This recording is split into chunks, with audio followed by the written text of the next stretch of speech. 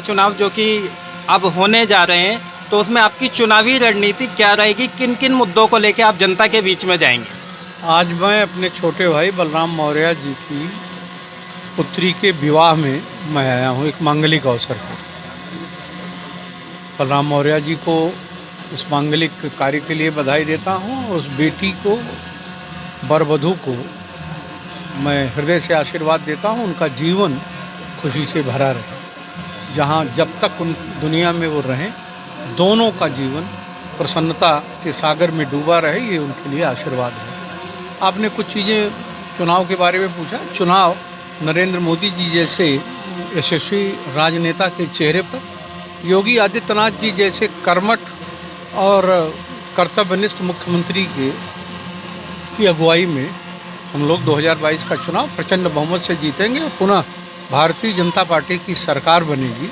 विपक्ष के पास न तो कोई मुद्दा है, न कोई चेहरा है, न कोई काम है। हमने विकास किया है, हम विकास करेंगे। हमने कानून व्यवस्था ठीक की है और उसे मजबूत करेंगे। इसलिए विपक्षी का बिना नाम लिए मैं कह रहा हूँ कि उनका खाता नहीं खुलेगा। भारतीय जनता पार्टी का परचम प्रचंड बहुमत से 2022 में लहराएगा। जैसा कि स्वामी प्रसाद मौर्य जी ने कहा था कि अगला चेहरा केंद्रीय नेतृत्व तय करेगा कि अगला सीएम का चेहरा उत्तर प्रदेश के अंदर कौन हो सकता है, क्या उसके बारे में कुछ कहेंगे? स्वामी प्रसाद जी मेरे गृह जनपद के निवासी हैं, मेरे मित्र हैं और मेरे अग्रज हैं। कब क्या उन्होंने कहा था, न मैंने उसको सुना था, न मेरी उनकी कोई बात हुई थी। उत्तर प्रदेश का नेतृत्व वही करेगा जिसको नरेंद्र मोदी जी और भारतीय जनता पार्टी संगठन तय करेगा। इसके अलावा मुझे कोई जानकारी नहीं। जैसा कि लगातार महंगाई बढ़ती जा रही है और केंद्र सरकार ने काफ़ी राहत दी है डीजल पेट्रोल के दामों में कमी करके, क्या जैसे सरसों का तेल जैसी आदि किचन में यूज़ होने वाली चीज़ें, क्या उन पे कुछ लगाम लगेगी? मैं अपने क्षेत्र के ग्राम उदई शाहपुर में ब्लॉक देवसरा में आया हूँ।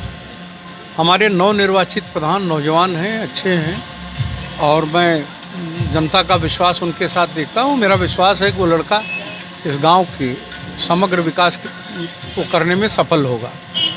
आपने कुछ महंगाई की बात की। हमने पेट्रोल डीजल के दाम में एक अभूतपूर्व कमी की जिसकी उम्मीद जनता को नहीं थी।